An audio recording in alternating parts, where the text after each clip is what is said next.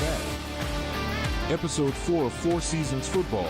That's 4 and 4. And now, here are two guys who can barely count to 4 on a calculator. Nate and Corey.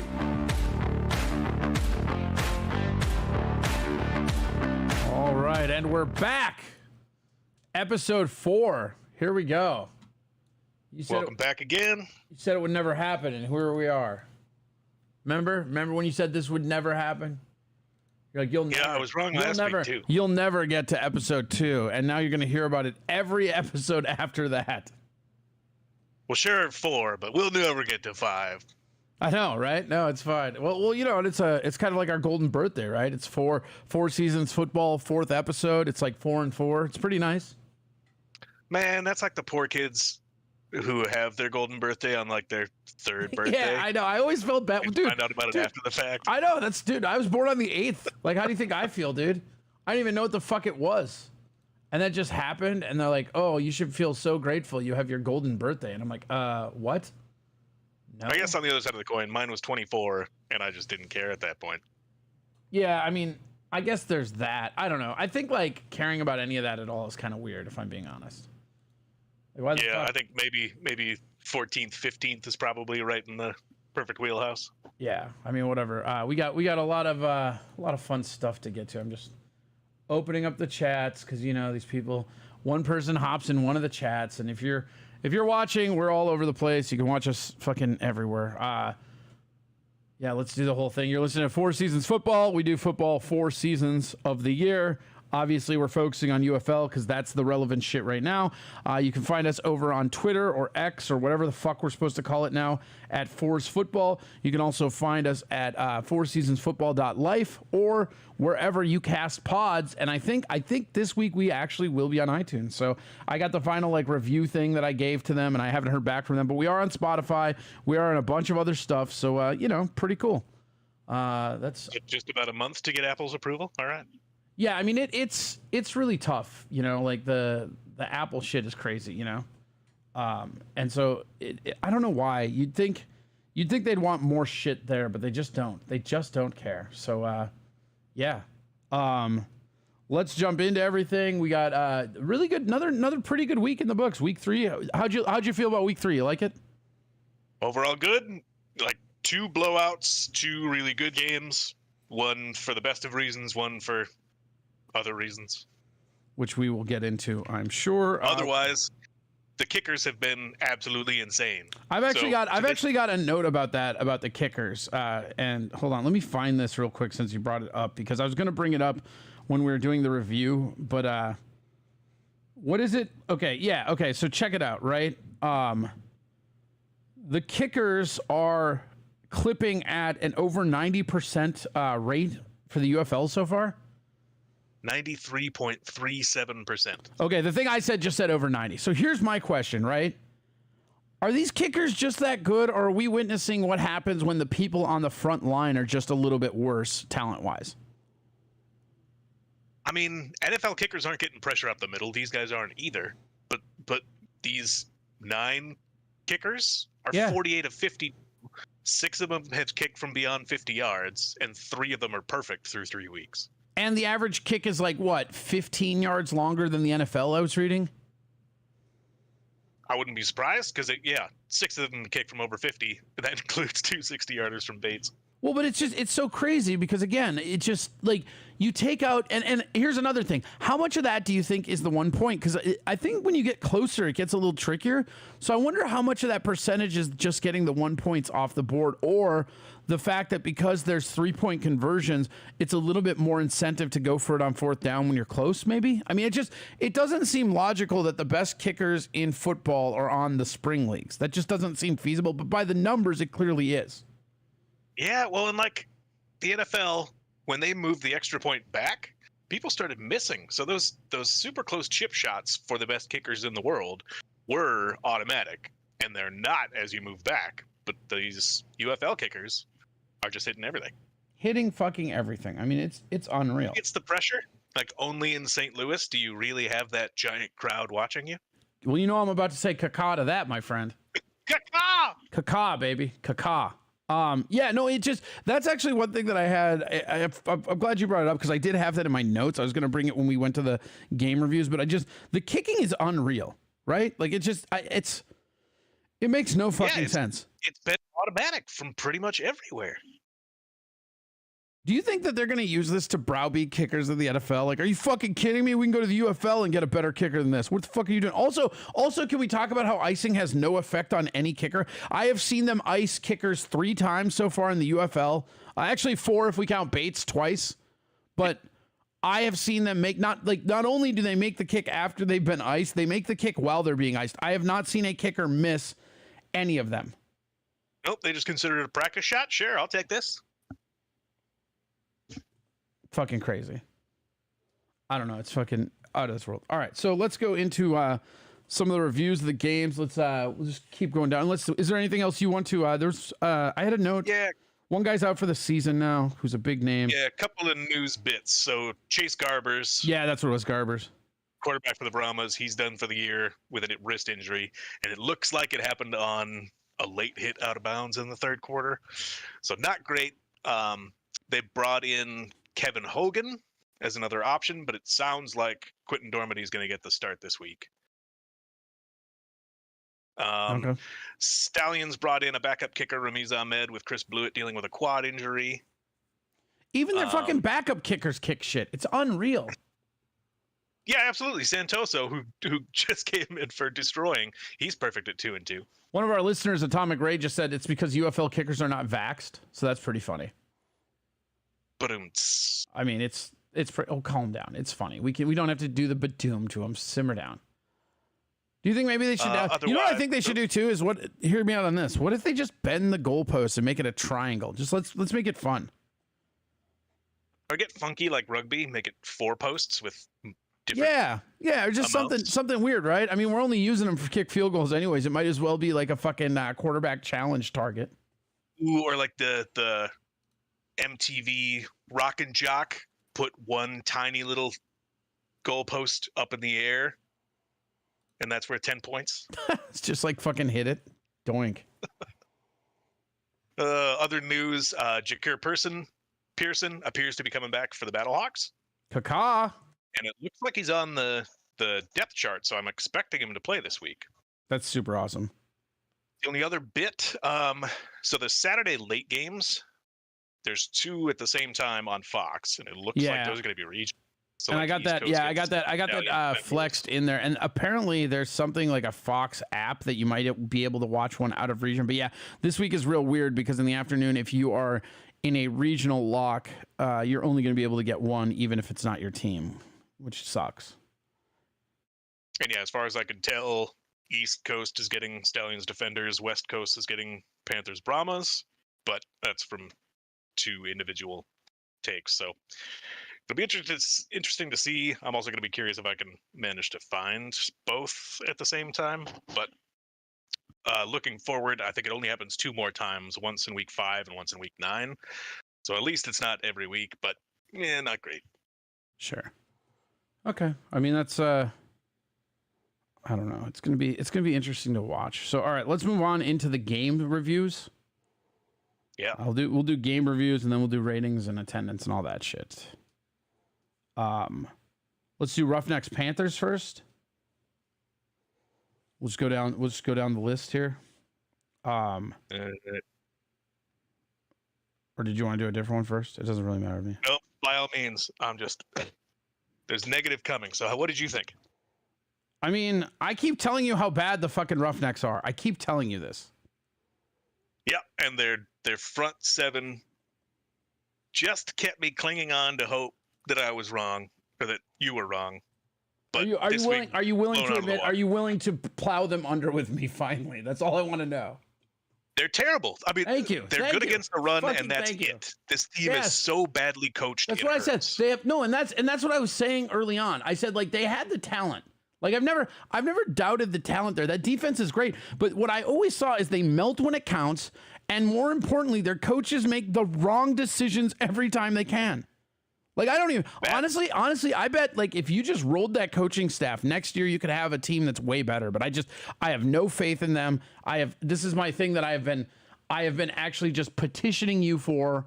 And it, I'm not even gonna tell you I told you so. I'm just really happy that you're finally seeing what I saw, because it's not like the defense is good. You're not wrong, but hot take, they still might be better than the Renegades, and we'll get to that. But yeah, I mean, okay, personnel wise, they've got a lot of talent on defense, but that's it. It was bad tackling, a block punt. They didn't put a spy on Perry all day long. Poor play calling. They were forced to take a timeout on 1st and goal with 9 minutes left in the 4th. They gave up bad penalties. We had a bad moment with the coach bitching at Reed Sinnett for not. Don't you love that though? Don't you love that on the UFL when they like mic up the coaches and like you can just hear how fucking bitter they are? That's actually one of the things I'm enjoying the most is when they just mic up some coach or somebody just bitching about shit and we'll get into the Brahmas one, but fucking like Wade Phillips being like, oh, they got 3 timeouts, shit like that. I just love that shit. It cracks me up. That was wonderful. But yeah, him bitching at the quarterback for not making a coaching decision. Yeah. Not a great look for the head coach. Yeah, like why aren't you audibling out of my shitty call, you asshole?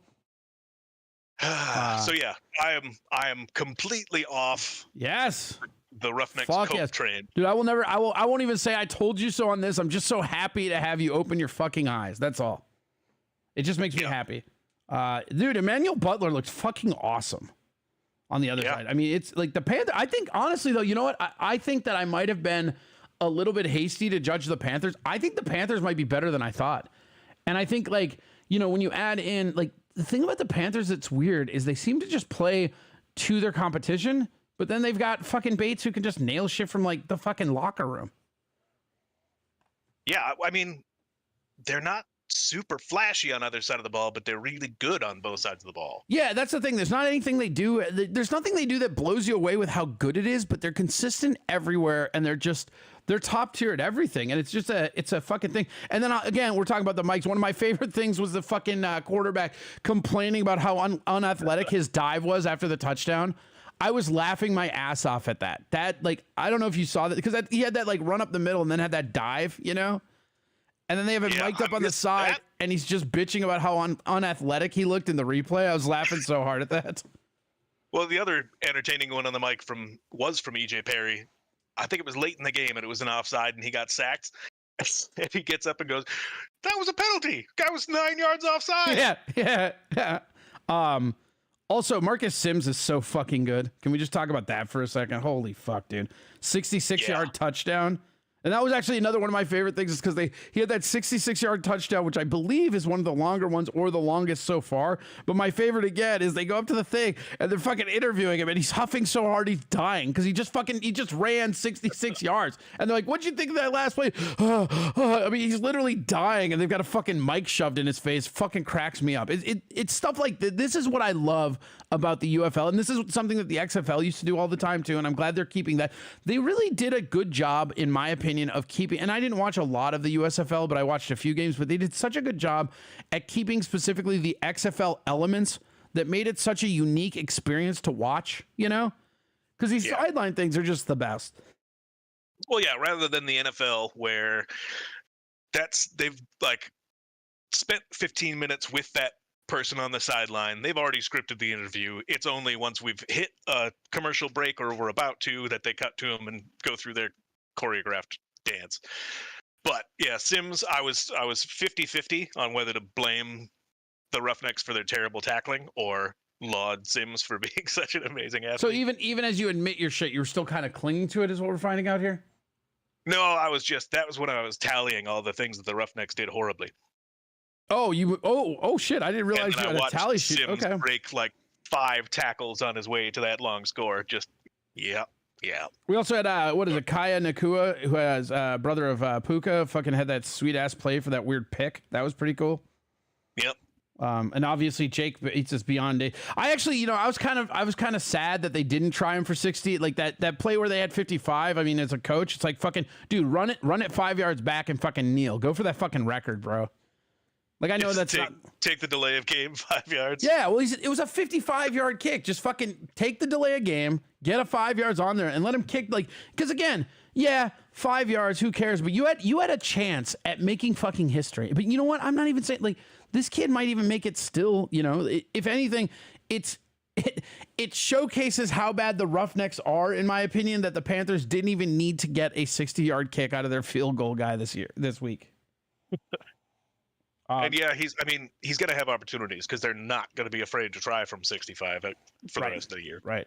And then EJ Perry's final box score was fucking crazy. He was 16 of 19, 208 yards, a touchdown, 60 yards rushing, and 2 TDs rushing. Like that's a great game for anybody.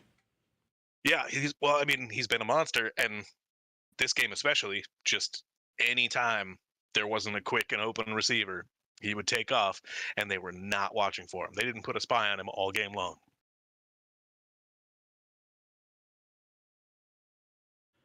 I guess you just don't have to spy. So, all right. So what? Okay, I know that you. I know that this is one where you're sitting there going, okay, I'm off the board of the Roughnecks. So you're sitting there. So what I imagine, and just tell me if I'm correct on this.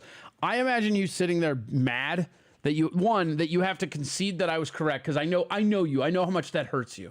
That's why I won't say I told you so, because I know that hurts you deep inside to admit that I was right about something, especially sports, because it happens so often or so seldom.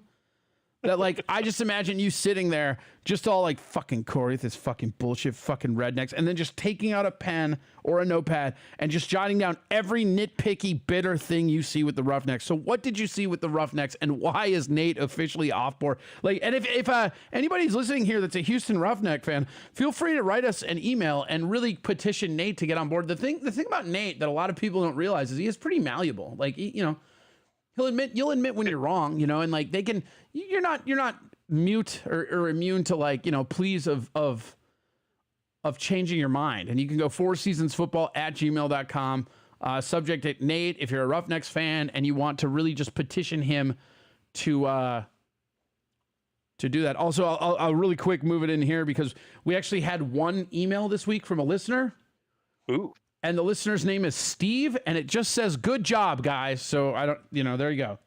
I'll read it because it's our first email, but fucking thanks for contributing nothing, I guess. Hey, thanks, Steve. We appreciate it. Yeah, thanks for listening.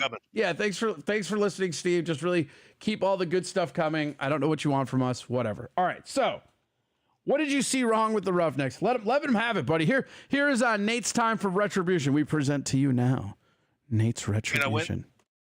I went through the list. It just looks like horrible coaching.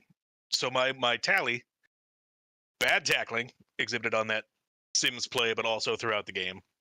I'm gonna forgive him on the Sims thing. I think Sims is like just transcendently good. I'm gonna forgive him on everything involving Sims. I really am. Yeah, it was just the fact that there were like 5 missed tackles on the single play. Coaching, I've been harping on this. Their coaching is fucking trash. Yeah.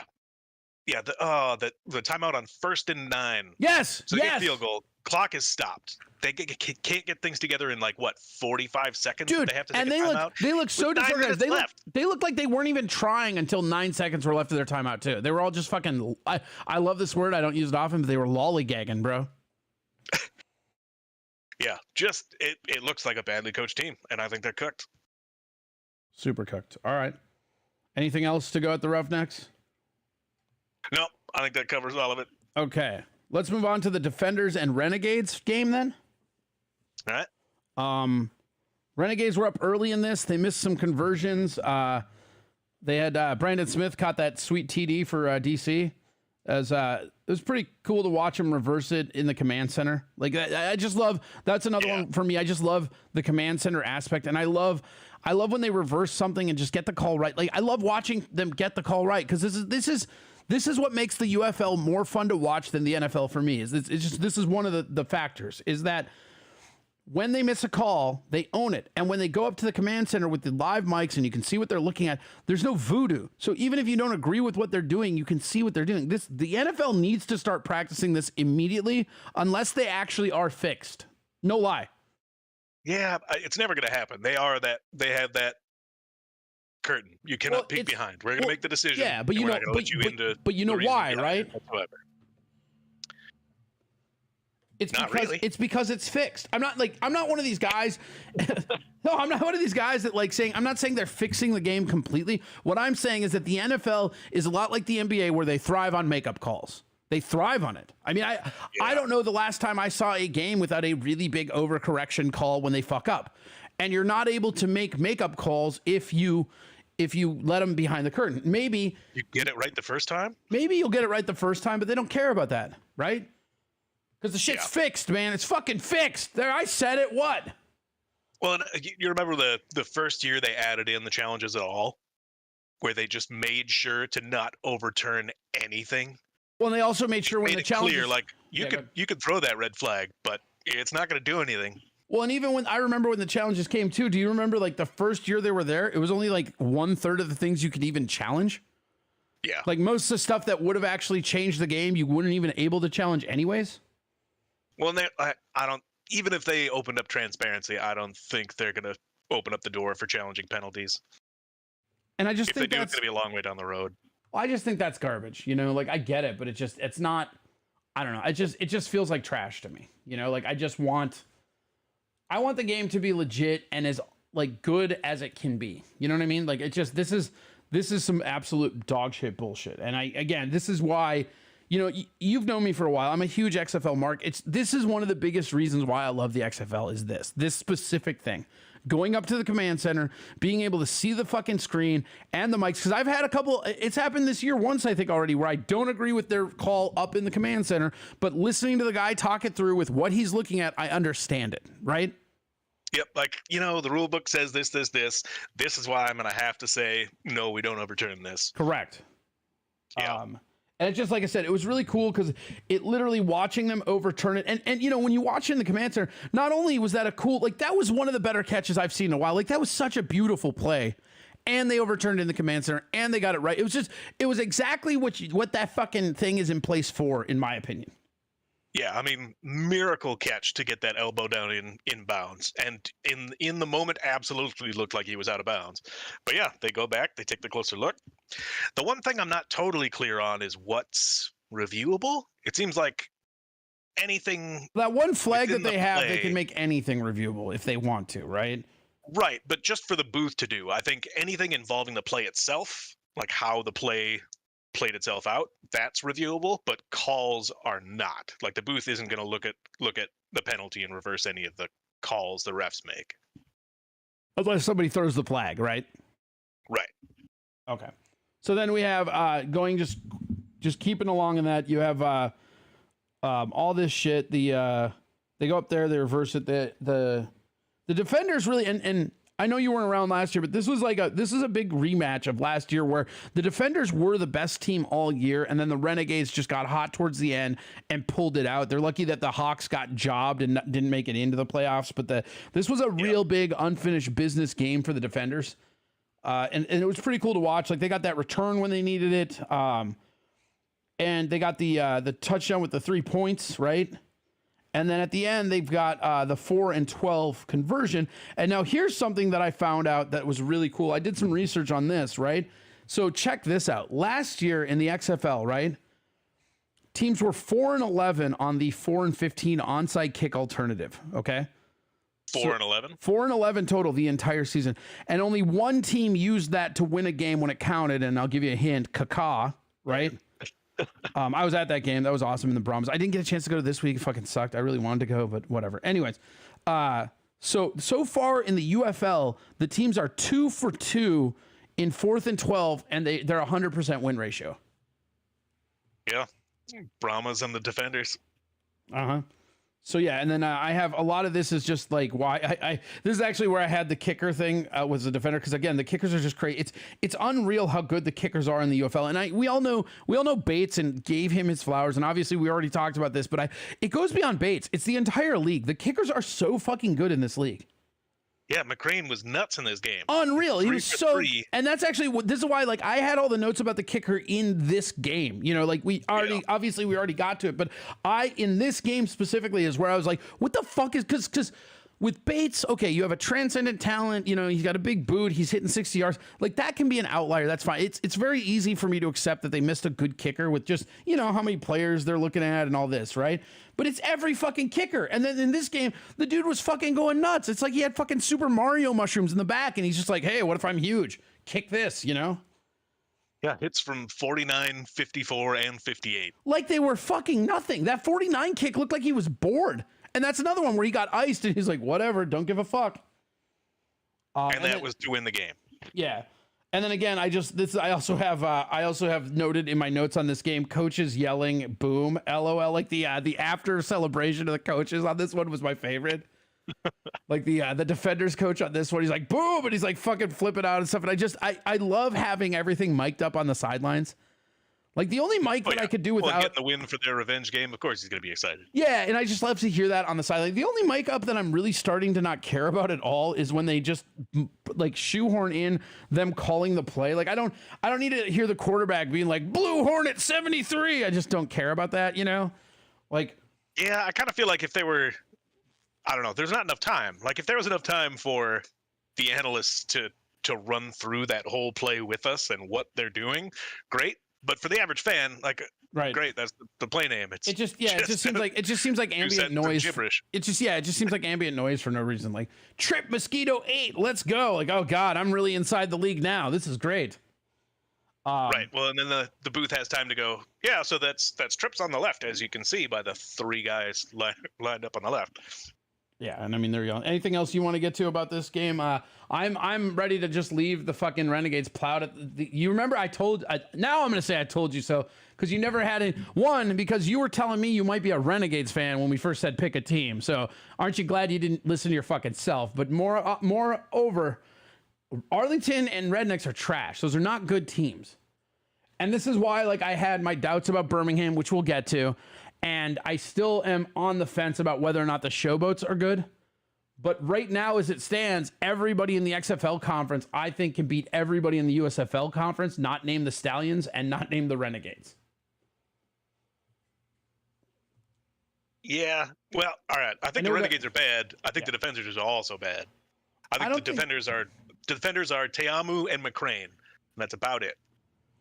Yeah, I mean, I guess. I don't know. I mean, the Renegades were absolutely able to move the ball against this team. The defense, but that's kind of what they did last year too. It's like a bend but not break thing. And I also have to stop acting like these teams are the same because they did redraft, you know. Yeah, but the Defenders, like, they didn't look good for most of this game. But they didn't look good most of last season, could bro. Not stop Teamu. Yeah, like he could just get those first downs when they needed them. And then, I mean, the Renegades went up 28-18 with 2:13 left in the game. Yeah. The Defenders get that huge 57-yard return down to the 35. They're able to get the score and the two-pointer. Special teams, bro. Yeah, I mean, Teamu was able to move the ball when he needed to, period. And I think that's why they won the game. I don't really think either of them are particularly good teams. Okay. Well, you know, you're entitled to your wrong opinion. That's fine. I'm just kidding. It'll be interesting going forward to see if that's really the case or not. You know what I mean? We'll see like what it actually looks like, you know?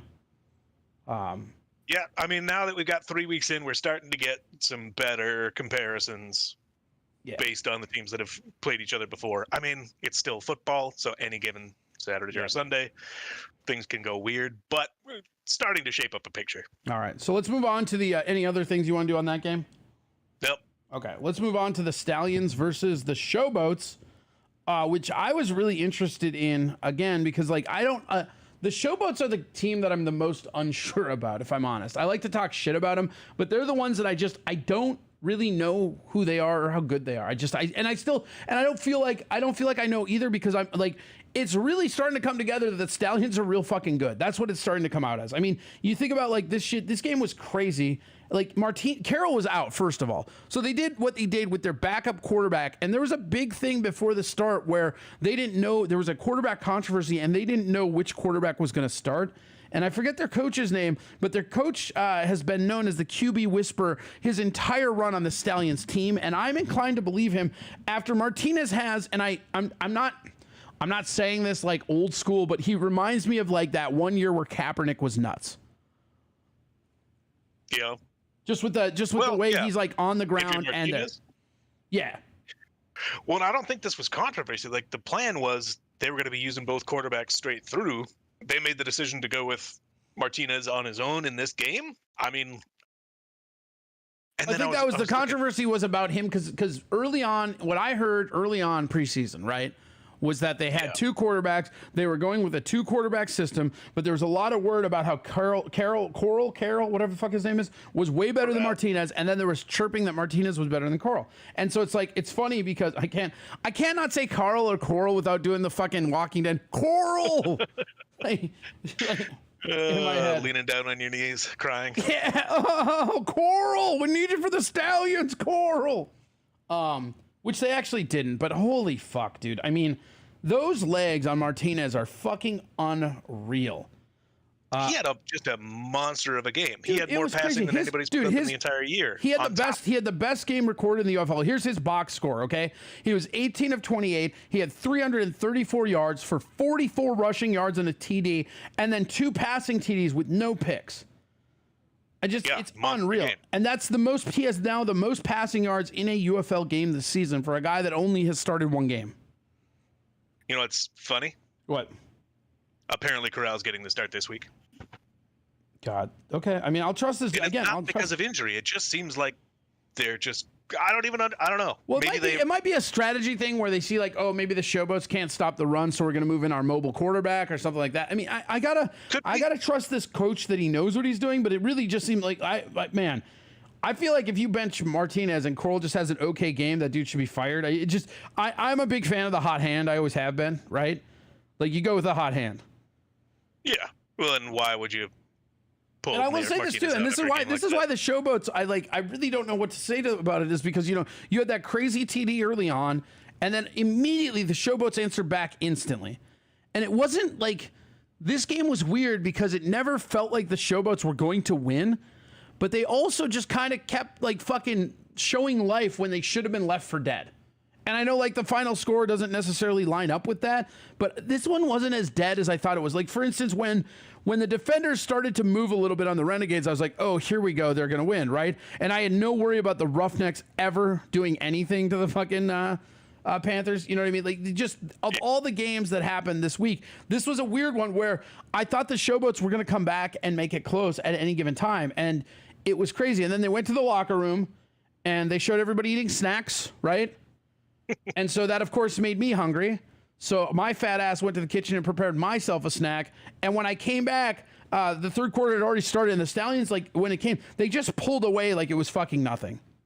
And the moment the momentum hit, it was just like, oh, by the way, we're the fucking Stallions, right? Like, they kept their foot on the gas and we're going through the air and the rush. Then we talk about the defense. My notes were ridiculous for this game because it's for the Birmingham defense. Another sack on third down. Right. Another sack on third down. Another sack on third down. Right. They kept him on his back. And and their offense is so good that I feel like it buries the lead. And I feel like, this might be, spoiler alert to the power ranking. I mean, I definitely am starting to believe that the Stallions deserve that number 1 spot. But it's also kind of cool because week 1, I was like, wow, is the USFL just this much better than the XFL? And the answer is no, it's not. But the Birmingham Stallions might be better than the entire fucking league.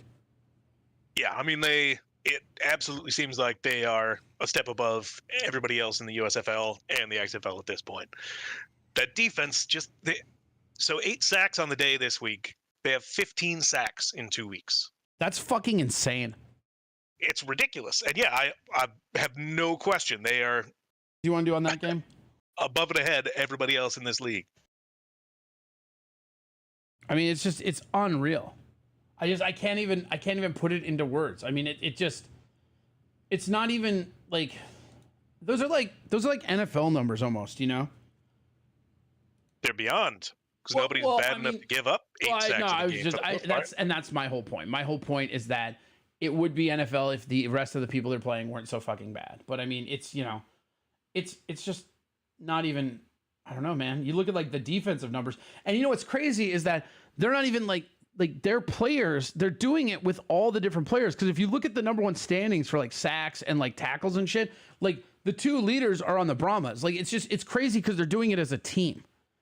That's what I like is every week players with 2 sacks. Right, and every week it's another player playing in. Whereas you look at like our Battlehawks, you look at like the Brahmas, it's always the same 4 guys, or 1 guy, right? Like Kaya Nakua is doing most of the shit for the Panthers, right? Like Willie Harvey is doing most of the stuff for our Battlehawks, right? Mosley is doing most of the stuff for the Brahmas. And then you look at the fucking Stallions, and yeah, they have that Tenzio guy or whatever, but beyond him, he's like top 5. Beyond him, it's fucking everybody. It's the entire team. Yep. Which points to the opposite of the Roughnecks and really good coaching. I'm so glad you're on board with this. God, it makes me happy. I'm just glad I don't have to fight. Like I said, that week 1, I saw 2 bonehead coach calls and then watched them melt. And I'm like, oh, this team sucks. And it sucks because it doesn't have to be like that. The talent is there. It's just the coach sucks. And you know what else? That's because that coach was the Houston Gambling coach. He wasn't the actual Roughnecks coach, because the Roughneck coach last year was fucking Wade Phillips, and he's in San Antonio. So maybe they should have kept the job of whoever was coaching the fucking Brahmas last year, you know? Yeah. And I can play devil's advocate for so long, but no more. Sorry. No more. I'm fucking out. Yeah, and so it was so close, and I never thought the Showboats were up for dead, but I just after the half, they started pulling away, and it was crazy because of the momentum. And even in the UFL, where you can score 9 points and stuff, no matter how close they got, it was just like in my head, I'm like, well, this isn't happening. I knew exactly what the fuck was going on, and honestly, like, fucking giddy up, dude. The fucking Stallions don't fucking stop, and I was really impressed with these guys, even though I know they're one of the better teams. I mean, this was a really good showing for them on a team that I feel like is kind of plucky and wasn't going to go away. And they just kept their foot on the throttle and just kept going forward with a backup quarterback. I guess their second quarterback, not necessarily their backup, but their second quarterback to start a game in this season. And then a defense that is just all over the board, helping everybody out and playing really good team defense. Again, I feel like with the Stallions, the defense gets buried. We all talk about this offense, but this defense is awesome. And they're just teams. Like, it's not like, there's not this like 2 guys that are doing everything. It's the entire team is showing up to play, and they're playing team defense. It's fun to watch. Yep, they've been amazing on offense and on defense. And yeah, they did what winning teams do. They kept their foot on the pedal through the third into the fourth quarter. They didn't shut down and leave the score where it was and give the other team that opportunity to score 12 points in 1 minute. Yeah. They just shut this one out. They just shut it out. Yeah, they just shut the door. They shut it down with Martinez having probably the best game any quarterback's had this season. I mean, absolutely the most passing yards in a game. But it was a complete team victory. The coach did a good job. Just really, really looked like flexing nuts on what appears to be the best team in the league right now. I agree. And yeah, Showboats, I don't think they're a terrible team. I think they're mid. I don't think they're. I think compare. they're. Yeah, I don't think they're the worst, but I don't think they're good. Yeah. I think they're just exactly they are who we thought they were. Like, I think they're middle of the pack. I think that they're just under the Panthers. I think that they're probably better than maybe. I mean, they're better than the Roughnecks. They're better than the Renegades, and maybe the Defenders. But after that, I think everybody else. I think the Defenders and the Showboats are right around the same. 5-6 spot. Yeah. Okay, let's move on to the Cause the Law game. I wanted to go to this so much, but the cheap seats that they had, they were doing the old bait and switch. I went up there to find the $13, and apparently those were all gone. But they had $70 tickets left, and I'm like, I'm good.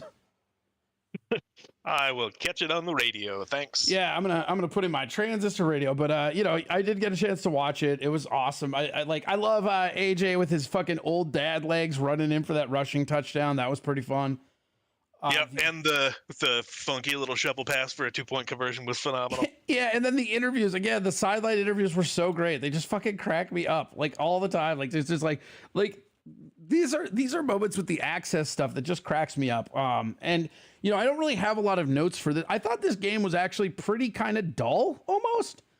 Like it had some cool moments like the fumble when they were coming back. And then obviously Jacob Sayers had that fucking crazy ass awesome run. But overall, it was just kind of like what I expected. The biggest thing for me is that onside kick thing, right? Like, I don't know why you don't. I mean, Wade Phillips got go. Oh, they have 3 timeouts, but I don't know why you don't go for that. I think that was an error from a guy that's just played a lot of NFL and doesn't realize he's in the UFL. I mean, to an extent. At the same time, they had the time to score if they needed to. They just failed to convert. Like, right, they didn't run out of time. But they were crushing offensively. Like everything was clicking. Like they were doing really good up until that point. I feel again. I think that's just my hot hand mentality. Also, you're in the UFL. If you have a chance to use that 4th and 12, fucking go, bro. What are we doing here? Yeah, I mean, it's a questionable decision one way or the other. I could easily go either way. They were able to make the stop and got the ball back and had time to score, though. I mean, that's fair. That's fair. Like, the plan did work because, like, barring that fumble, who knows what happens, so. Still seems pretty risky with, 2 minutes left? Yeah, I just feel like you go for the onside kick there, but I don't know. I mean, I guess, like, whatever, it's fine. And that was my only real, like, notes of that one. I mean, you have anything else, like, on this game? Again, I also feel like sometimes my bias makes me write less about the games I feel like when I watch the Battlehawks, I'm watching the game and less concerned with taking notes, Whereas, like, I'll watch the other games and I'll be like, oh, that's cool. Whereas, like, fucking the Battlehawks are playing. I'm like, cause a lot, motherfucker. You like that? Yeah. God forbid you be a fan. But yeah, overall, both teams on offense look pretty sharp. McCarron just can make those third down plays when they need it, period.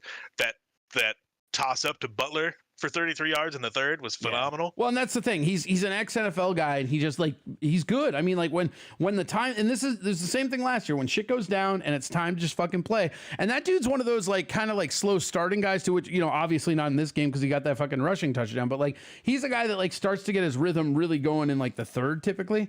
So it's kind of cool to watch him score early. But then, I mean, it was last year when they came back on the Brahmas too. It was just, like, when McCarron sets to actually fucking going, it's just on. And that guy is fucking fun. Well, I haven't looked it up, but yeah, on third down, fourth down, when the team needs it, he gets it done, period.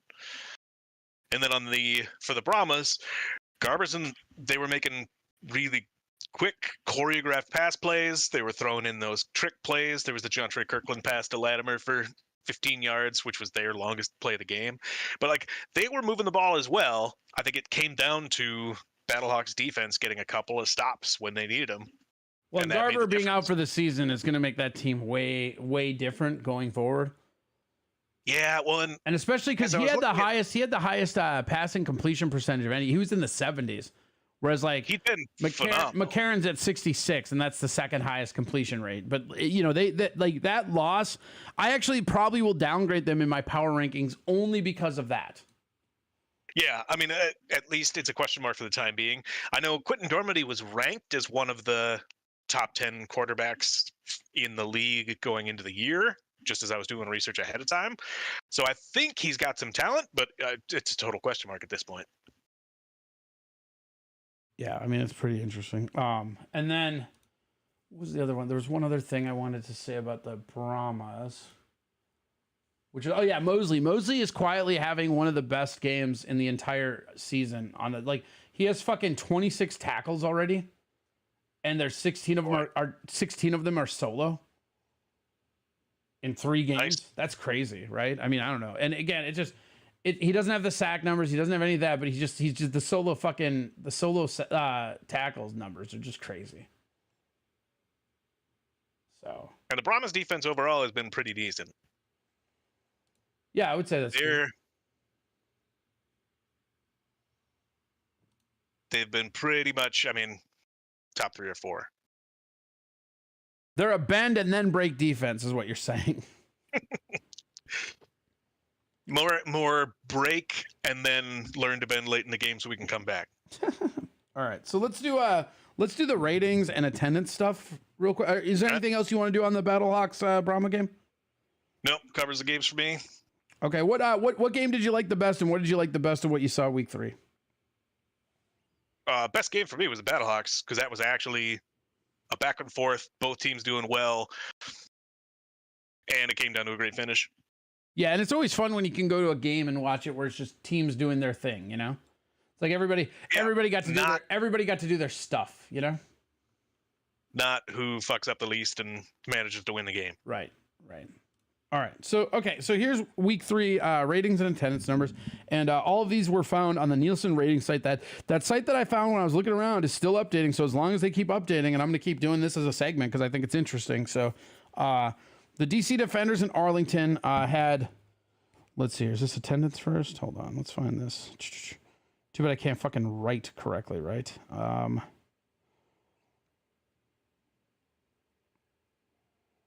Where's the attendance? Jesus Christ. Can't even, okay. I did ratings first. Okay, so we'll do ratings first. Now I can read my fucking notes. Jesus Christ. Okay, so these are the TV ratings according to Nielsen ratings, okay? So the DC Defenders in Arlington had 534,000 on ESPN, which is really low. That's bad, right? Yeah. But they also went up against a fucking Buckeyes game that was on Fox, and the Buckeyes is a pretty big thing nationally. They also had soccer, they had NHL, and of course they had the Masters on CBS.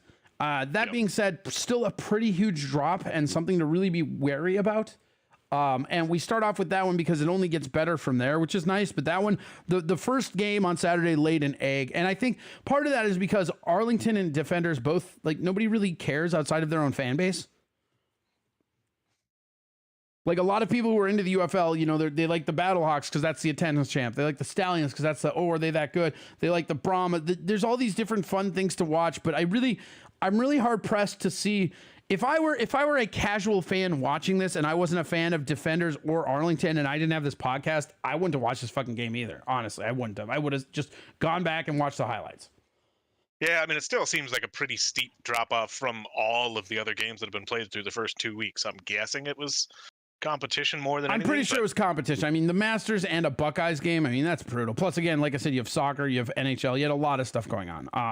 Yeah. But it gets up from there. The Showboats versus the Stallions, which was a primetime game on Fox, got 837,000 viewers, which is pretty good. And that's also against the NHL. And it's the second straight week that the UFL was number one in 18 to 40 demographic in primetime on network TV. So that's really cool. And again, and you got to remember too, a lot of this is streaming not included, which is going to be hard because I think a lot of the younger people they're streaming, they're not watching it on TV. Yeah, and for better or worse, the ratings mean something. So all right, here's where it starts to get interesting. Okay, so again, we started with the bad one, so then we go over to Sunday. Okay, Houston Rednecks versus the Panthers on ABC got 974,000 viewers. Which is pretty fucking good, but they didn't really have a whole lot of competition because most of the stuff was happening in the afternoon, right? Yeah. But here's where the afternoon, and this is something the UFL did a really good job, is the Battlehawks are, obviously they're our team, we love them, but they're the biggest fan base in the UFL right now. I would say them or the Stallions are the big fan bases, right?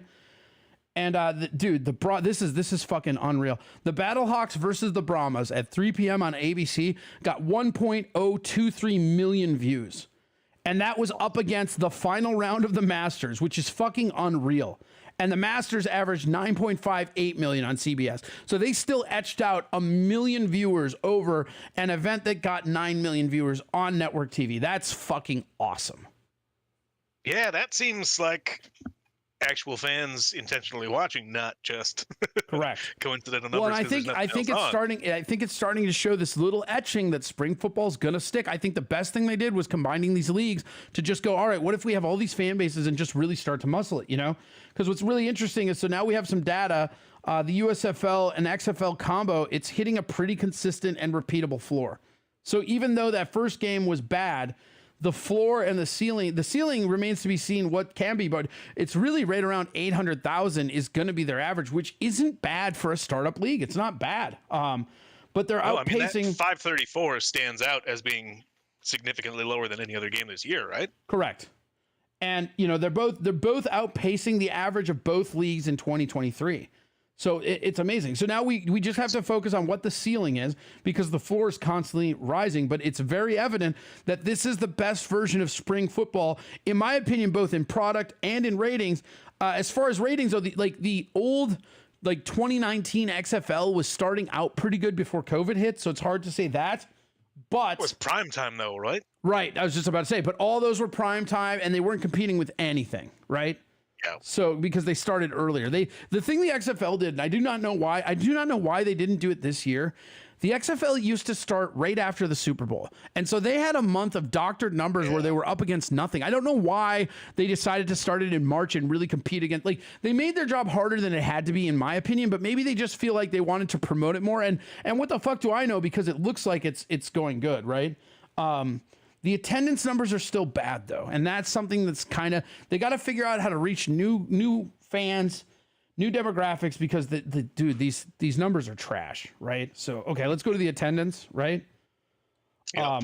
The Arlington one was real bad, dude. So the Arlington drop since their first game, they had 8,411 people at the game, which is terrible.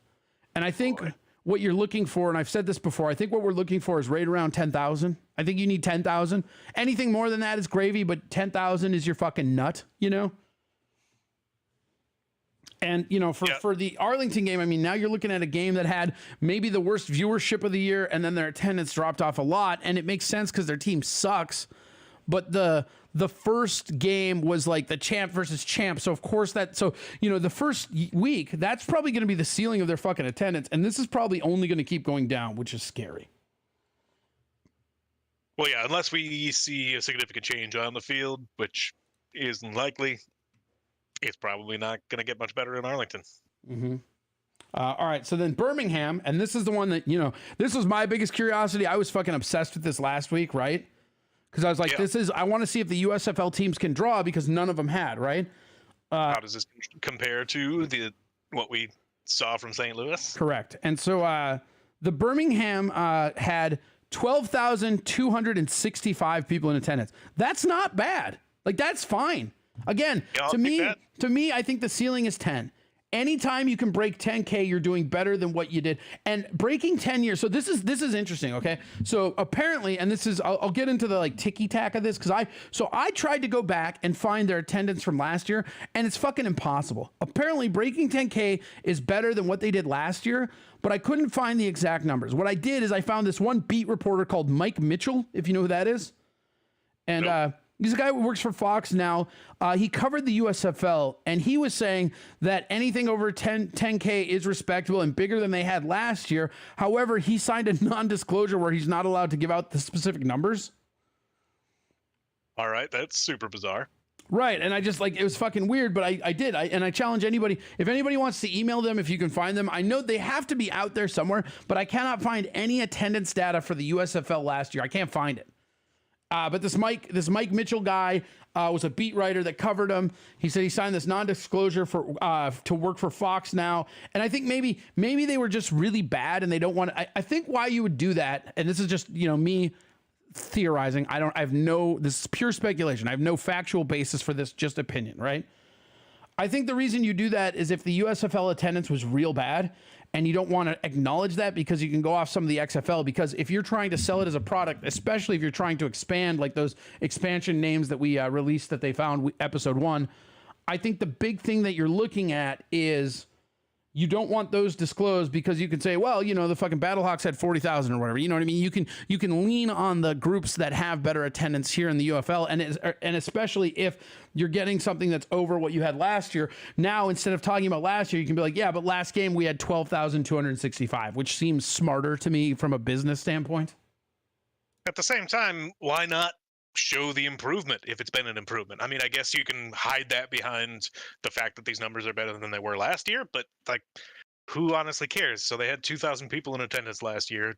It's 12,000 this year. What does that matter? I don't know. I'm just saying it's weird. I think that's weird. Yeah, super weird. I don't understand it. I don't either. And I feel like that guy's not lying that he signed a disclosure. Otherwise, he'd just give the numbers. All right, so let's keep going. Michigan. There's some other secret crap he knows.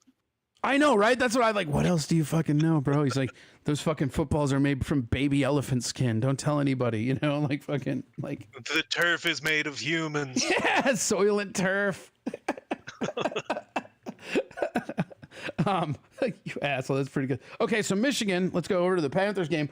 Another fucking drop, which you can't have people not showing up to that, because this one's bad. This was the worst of the week. Hello. Oh, dude, this was the worst of the week. The Michigan Panther attendance dropped to 6,952. Oh man! And I know you didn't watch last year, but these are Viper numbers. And for anybody that did watch the XFL last year, first of all, Viper fans, of course, we all know poop standing up. Birds hate snakes. Caca. But the other thing is that the Vipers last year were playing in one of the worst stadiums ever. They had a fan base that never really got behind them. And this was about what their numbers were. I mean, we're trending down towards like, that's a drop off, because I think they had like 8,000 and whatever last time. I think there's a real reason for this. And this, I'm not as scared about the Michigan attendance as I am the Arlington attendance, if I'm honest. First off, it sucks because they're in Ford Field and it just makes it look like a chasm, right? But the other thing is that the Panthers have played 3 back-to-back games at home now, right? Yeah. And so I think like a little bit of that is kind of wearing off, is where like the people who were really excited, they went to the home opener, right? Especially because they're all cheap. And then the people who couldn't make it to the home opener went to the next game. So I think this is just maybe like a fan base exhaustion thing.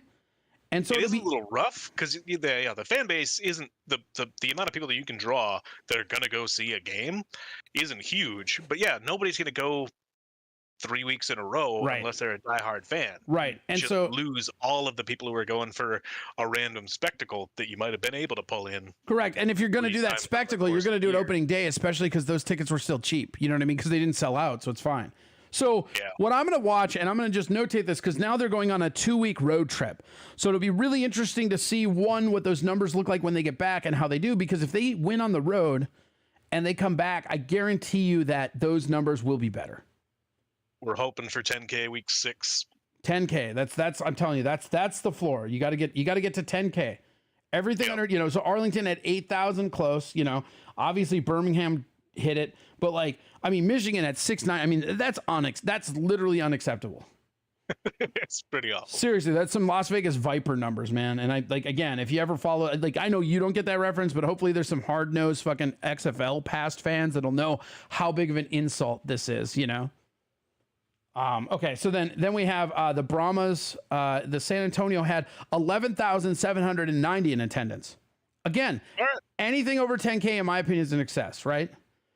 But the other thing is that, and this is something interesting, is that if you looked on TV, it's a lot of Battlehawk fans, man. So like, how much of that 10K or 11K is really the Brahmas drawing, and how much of that is the Battlehawks traveling? Because the St. Louis Battlehawks will travel all over the place. They are the biggest traveling demographic in the league. They have been. I mean, it was fucking funny. I saw people with Seattle Sea Dragons outfits. Shout out to Curtis, waving them as they were fucking like rooting for the Battlehawks. Like a lot of friends of mine that are Sea Dragon fans just became Battlehawks fans because they're the same colors, so they can wear their fucking Sea Dragon shit there. Excellent. I mean, I know you mentioned it being really difficult to find the attendance numbers for last year for the USFL. I do remember seeing at least the average attendance for the Brahmas last year, and it being around this number, like around 12K. Yeah. Well, no, the XFL is easy. The XFL had full disclosure. The XFL attendance last year is very easy to find. It's just something about the USFL. It's just like they're doing it cryptic, especially with Birmingham. I don't know why that is. It's just I really had a hard time. I didn't spend like all fucking night on it, but I did spend a significant chunk of time looking, and I'm like, all right, fuck this. That's enough, So we'll see what happens. And then the other thing to watch for with them is the fact that the Battlehawks will travel everywhere, right? I think that jacked them up a little bit. But we'll see if they start to lose now that Garber's out. Does that number go anywhere? I don't think it does. I think they're fine. San Antonio loves having football. They're like one of the only big cities in Texas that doesn't have football. And that's kind of what they did with St. Louis too. They take these demographics where people just don't have anything. That's one of the reasons why the Panthers are struggling, in my opinion, is because they have the Lions there. Like it's hard to get people to come out for teams that have like other teams. You look at the worst attendance in the XFL and the UFL now are teams that are in markets where they have NFL counterparts. Ooh, that'll be fun to watch. If the Lions suck this year and their fans have to start wearing paper bags again, I wonder if we see an uptick on the Panthers side. Well, here's the question. If the Panthers start to tank, do we see paper bags on the Panther fans? Probably.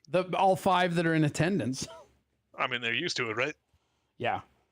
All right, let's get over into, okay, so that's it for attendance and that. We're spending our sweet time on this. Let's go into, you want to do power rankings first, or you want to do picks? Let's do power rankings quick. Okay, let's do power rankings. And we have no idea what they were. Yes, I told you to fucking keep them and you didn't. So now we're screwed. As I was deleting them, I was like, power rankings weren't what we wanted to keep, right? Just the picks for last week. We kept that, but no, power rankings are gone. I'm sorry. All right. Well, whatever. We can. I know you have Roughnecks at number 1, so I guess it doesn't really matter. Nate had Roughnecks. Yeah. Nate had Roughnecks last week at number 1, so let's see. Number 1 to bet against, absolutely. I know they are going to come as bet against quite a bit, aren't they? All right, let's do power rankings. So I forget what mine were. I think I think I had the Stallions one last time, but definitely the Stallions are one. I think the Stallions have clearly established the number one position to me. Yeah. Boom, done. Right. Write these down too. I want these next time. All right. But yeah, no questions. Stallions at number one. Period. There's no reason not for them not to be there. Number two, I think I don't know. I'm gonna hometown team it. I'm gonna go with the fucking Battlehawks.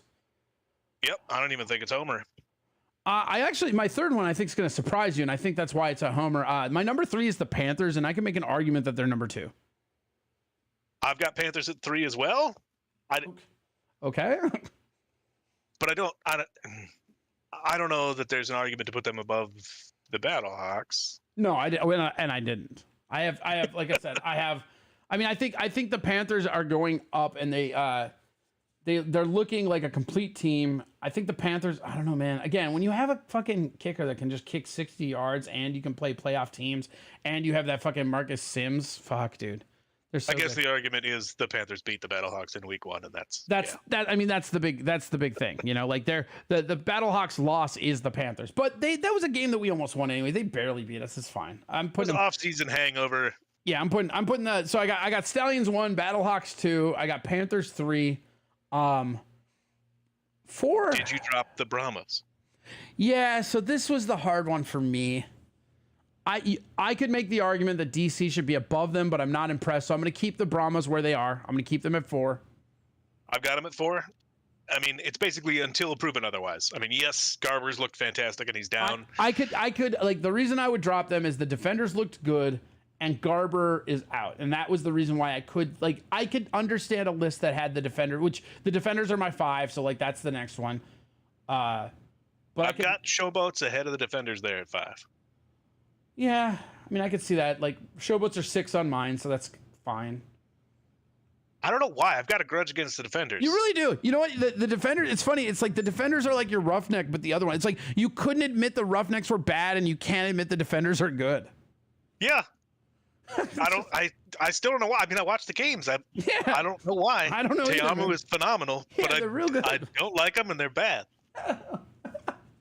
Well, but like their fucking kicker's crazy, dude. That dude's made like what 3 field goals from 49? Like fucking what? Like Teamu and McLean. Yeah. I respect the hell out of. Yeah, for whatever reason. But fuck them. Why do you hate a beer snake so much, Nate? That's what I want to know. It's the beer snake, isn't it? That's what you hate? And honestly, it was not the Renegades before the season. It was the defenders that I was thinking about choosing as my team. I thought the Renegades were one of them too. Maybe that's it. It's disappointment. They were 9-0, or what, 9-1 in the regular season last year, and they've been crap this year. They're not your team. You chose the Battlehawks. You're fine. Shut up. Got like 2-1. Yeah. Oh god, that's awesome. Okay, so we got inexplicable, but it is what it is. Yeah. So okay, so what is yours here? So I've got Showboats defenders at 5-6 rather than defenders Showboats at 5-6 for yourself. Okay, I have Showboats at 7. So, wait, who do you have at 6? Or no, I have them at 6. I can't read. Okay. And then Renegades at 7? I actually didn't put a 7. I put Renegades and Roughnecks at 8. All right. I did that cheekily because they're both dog shit, and I just want people to know they're dog shit. If I had to do it, I would absolutely put Arlington above the Roughnecks. I have been saying since week 1, the Roughnecks are the worst team in this league, and they will continue to be that with what I can only see as the worst coaching staff I've ever fucking seen. Well, we're going to find out this week. Yeah, because 1-0's got to go, right? Yeah. That's pretty rad. Okay, so that's our power rank. Did you actually jot it down this time? You going to keep it this time? Yep, I did jot it down last week, and I deleted it earlier today while putting things together. It's very, very helpful you are. We'll put a note, do not delete. Do not delete this. Okay. So week 4, here we go. Well, okay, let's do our picks quick. So last week you got the picks list, right?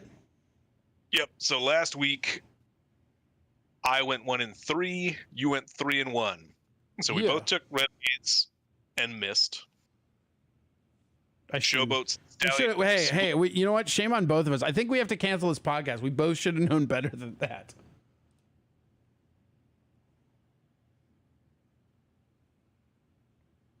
We should have done better. See, that's my my irrational hatred for the Defenders.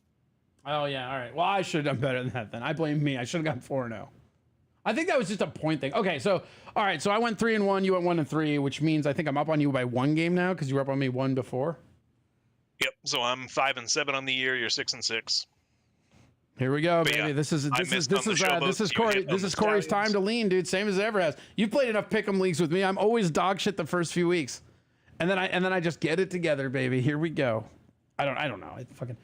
I don't know the rules. It's tough. I mean, I don't know. I just I knew the.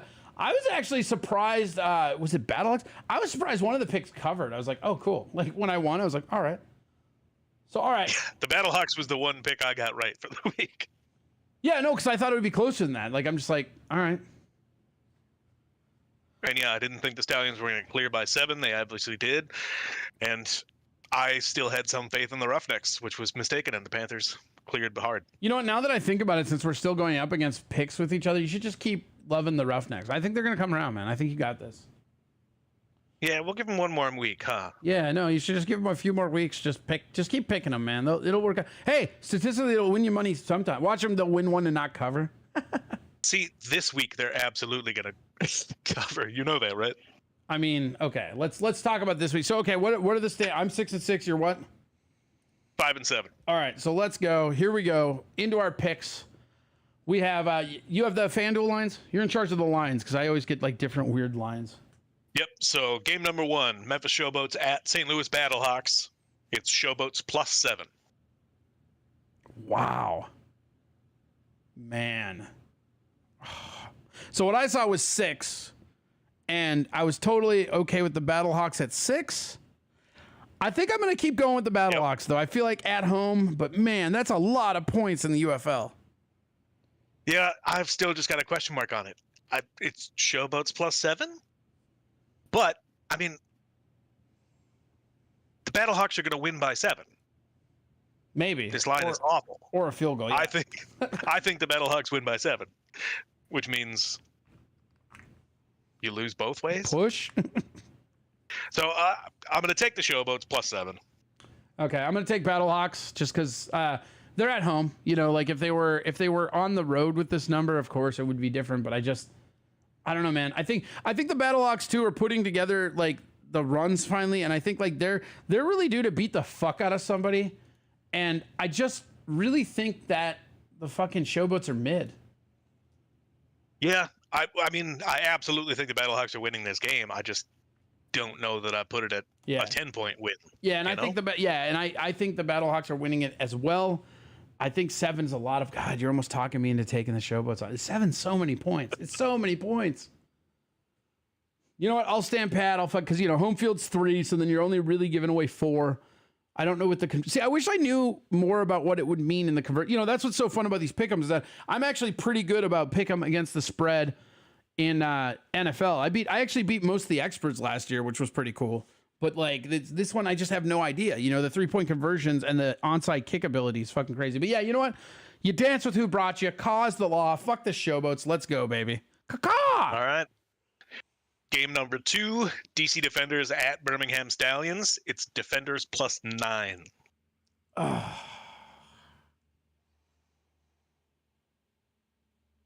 Oh, God damn it. That's tough. Oh. I'm going to stick with my irrational hatred for the Defenders, and I'm going Stallions -9. It's so many points, and the Defenders are known for playing good defense. Like they don't get blown out. They don't get blown out often. They lose, but they don't get blown out. No, Teamu scores points when they need them. I'm gonna go Defenders. I think the Stallions will win that game. I just think it's too many points. Yeah. As I look at it, I'm confident.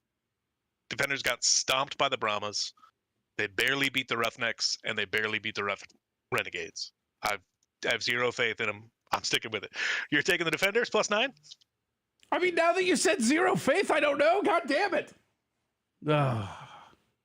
Yeah, whatever. I gotta give you a chance to catch up. I just think it's too many points. I do like again. I think Birmingham beats them. Like, of course, I'm not saying they don't, but are they gonna get on their fucking bike and stomp them down like they did last week? I don't know that they are. So I will go defenders, but I'm taking the points. I do think the Stallions win that game, and I do think they win it handily. I don't even think it's that close, but I think we're looking at a final score of around 7-ish. Right, they could easily stomp them and still only win by 7. Yeah, we'll go DC, I guess. All right, third game, Panthers at Brahmas. Panthers are getting -1. I think I got to take the Panthers on this one because the Brahmas are missing their starting quarterback.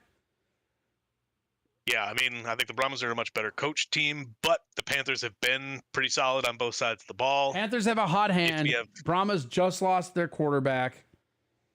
Yeah, I'm gonna go. If they have any Panthers. growing pains with the new guy in what had been a super tight offense, yeah, I'm taking Panthers -1. Word. All right, last up, Renegades at Roughnecks. Neither. I'm taking the under, bro.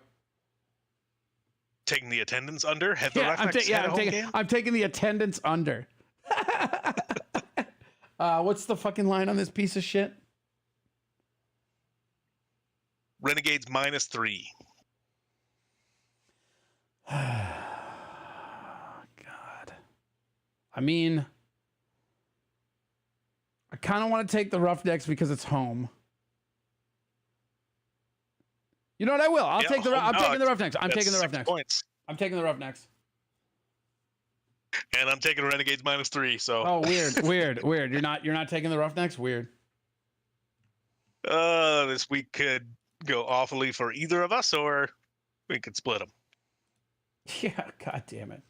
Yeah, I think that's the first. We're split right down. Yeah, I mean, I don't think we're split on who we think's gonna win though. I think we're both predicting the same wins. Because like if we're just talking wins without points, I got Battlehawks, I got Stallions, I don't know. The Panther Brahma one's gonna be interesting. That might be a really good game, and I also do. Yeah, I don't know. I feel like the Roughnecks could beat the Renegades. Like I kind of want it to happen. Because like it's so funny. It's so funny if their big champion versus champion game ends up being like a team that didn't lose and then a team that didn't win. Like that's just really funny to me. Yeah, I mean, either of those games I could see going either way. Yeah. And luckily with the betting, it seems like the spreads are catching up to where the teams are at. That's why we're seeing the +7 and the nice. the +9. Are you doing any of your DraftKings stuff? Yeah, so for fantasy this week, last week was terrible. In the contest I entered, I was 321 out of 336. So absolutely take my advice. But this week, guys, I fucked up, but this time take my advice. I mean, so for my recommendations last week, Ricky Person Jr. did do well. I didn't have him on my team, but he put up 15. He put up points. Wait, so you're recommending shit, not even taking it yourself? Nope. I recommended 5 guys last week. I took 3 of them and didn't take the other 2. The 3 I took did garbage. Okay. All right. So overall evaluation seems decent. Decision making, terrible. So for this week, my recommendations, there's the big question mark, Quentin Dormady. He's only $6,000, so he's like $4,000 less than the top quarterbacks. But we have no idea what he's going to do with the Brahmas, or theoretically they could go with the guy they just brought in, Hogan. Sure. I don't know. I'm not going to take the risk. But the other guys who I think are good but undervalued, TJ Pledger at running back is only 6,700, way under the $10,000 top guys. Ricky Person Jr., who's continued to do well, is still down at 6,600. And then a few pass catchers who are cheap and seem like a value. Tyler Vaughn's averaging almost 16 points a game at 6,100. Marcus Sims, who's that ridiculous athlete, is likely to break one for a touchdown. He's averaging 14 plus points and is only 5,600. And then Ty Scott is averaging about 10 points, but he's only $5,000. Okay, those seem valuable. Yeah, some guys to look at if you're looking for that budget guide, so you can take Marable at 10,000 plus. And then a couple little tidbits from the NFL. Yeah, let's go over to the NFL, get some NFL news going. So probably biggest story of the week, Devonta Smith on the Eagles gets signs for a 3-year, $75 million extension with $51 million guaranteed. What the fuck are they doing there? Like, don't they know they need a secondary? You didn't lose the game. Oh, never mind. Go ahead. Yeah, I mean, on the surface, you're paying a whole bunch of money for your second wide receiver, but right, they picked up that running back too. It's like they're like that kid in the candy store. Don't eat the candy. Go eat your vegetables. You need a secondary. Oh, God damn it. Yeah, but this is one of the things they do well, and I hate because fuck Philly. They get him signed before Amon-Ra, JJ, Chase, T. Higgins. There's a whole bunch of the top wide receivers out there that are about to get signed to long-term contracts. Tyreek set the market at $30 million a year. They're going to inflate it to probably $35 million, which makes his contract look like a deal in like 6 months. Stupid. All right, what else you got? Only other tidbits. The Chargers signed J.K. Dobbins. Ooh, so Dobbins. Now they have Gus Edwards and Dobbins, half of Baltimore's backfield for the past couple of years. Neither of those guys have been really great or healthy in Dobbins' case. So I still kind of expect them to pick somebody up in the draft, but they're at least bolstering. Sure. And then the Cowboys, all in this offseason, signed Royce Freeman. Oh, wow. Holy Huge shit. move. Holy shit. Fucking hold on, dude. I gotta readjust my fucking power rankings. Holy fuck. So whatever. They've got a backup plan. I'm assuming they're going to go after somebody in the draft. Yeah. Vikings are still talking about that 4th and 5th spot. Yeah. Every day I change my mind on whether I want them to jump up for either Edwards or Drake or JJ or stay put and take. I told you my thing, Phoenix right? or Knicks at the 11 or the 23. I want none of that. I want Darnold. I want us to move up and get Harrison, dude. That's what I fucking want. It's not going to happen, but that's what I want, dude. Could you fucking imagine, dude? Jefferson, Addison, and fucking Harrison with fucking Hawkinson underneath, dude. You and I could throw touchdowns with that. And we have Aaron Jones coming out of the backfield. Fuck a quarterback. Our fucking coach already went on record saying Darnold's real coachable and he likes him. Let's see what the kid can do. Fuck it. I don't care. I'd have no trust in our fucking team ever picking a fucking quarterback out of the draft. None. I know we knock wide receivers out of the park. And if our coach says Darnold's awesome, I'm going to trust him. It would be a trip. And I mean, you could put anybody back there and they should be able to get 300 yards, 3 touchdowns in a game thrown to those receivers. I just don't know. I question all the quarterbacks. Like, I think some of them look like mirages, and I don't question Harrison. I think Harrison Jr. is going to be a generational talent. It seems that way. And yeah, what I hate about draft coverage is the stories change every week or every two. fucking week. It's like blah, blah, blah, blah. Yep. I've read about every single one of those quarterbacks being the new next generational talent and being garbage. So I really don't know what to know anymore. Well, it's a good thing that's for another season because we have UFL going on and fuck them. All right. Cheers. And yeah, I mean, we'll take a look at the draft coming up in about a week here. Yeah, it's definitely getting interesting. I mean, I don't know, man. It's real fun and it's going to be a blast. So, all right. Well, that's pretty much it. You got anything else you want to say right away? Are you good to go? That wraps it for the week for me. All right.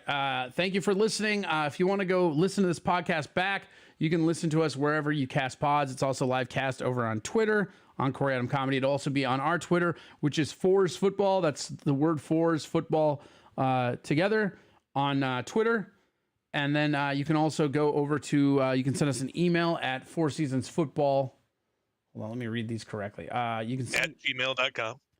Well, I'm just saying, is it like, I can forget which ones are abbreviated and which ones aren't.